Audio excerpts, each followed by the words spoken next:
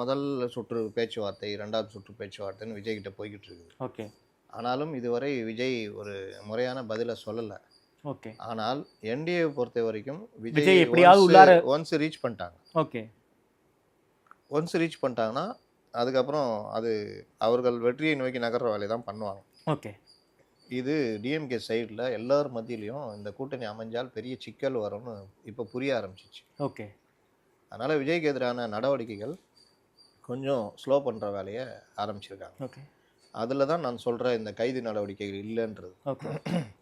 ஆனாலும் இந்த விவரங்கள் புரியாத இவர்கள் இப்போ இந்த 21க்கு அப்புறம் சேர்ந்த கூட்டம் தானே இந்த கூட்டம்லாம் தானாக சேர்ந்த கூட்டம் இப்போ இருக்கிறதுலாம். இந்த பத்திரிகையாளர்கள், சமூக ஆர்வலர்கள், இலக்கியவாதிகள், அரசியல் விமர்சகர்கள், மெயின் ஸ்ட்ரீம் மீடியாக்கள் இவர்கள்லாம் என்ன 21க்கு முன்னாடி இதே திமுகவை ஆதரிச்சாங்களா? இதில் பல பேர் இங்கே வாங்கி தின்னான்னு என்னால் லிஸ்ட்டே போட முடியும். சரி ரைட்டு நல்லா இருன்ட்டு நம்ம வேடிக்கை பார்த்துக்கிட்டு இருக்கிறோம். இப்போ இவர்கள் எல்லோருமே அதே அஜெண்டாவில் விஜய் போட்டு அடிச்சிக்கிட்டு இருக்கிறாங்க. இதனுடைய விளைவு என்ன ஆகும்னா, இன்னும் விஜயை அங்கே தள்ள ஏற்படும். ஏன்னா இவரெல்லாம் விஜயெல்லாம் இந்த அரசியல்லாம் பார்த்ததே கிடையாது.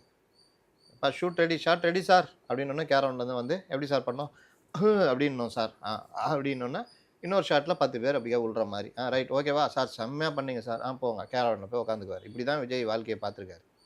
இந்த அடியெல்லாம் பார்த்துருக்காரா? இல்லை. அப்போ இது புதுசாக பார்க்கும்போது எப்படி இருக்கும்?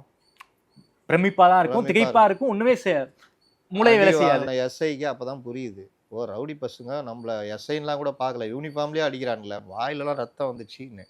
அப்போ தான் உள்ளே போ அப்படின்னு வராரு பாட்சா. அப்போ பாட்சா தலைமைக்கில் நம்ம வந்துடலான்ற முடிவு பண்ணிட்டாங்களா? ஓகே. தான் இப்போதே நிலமை.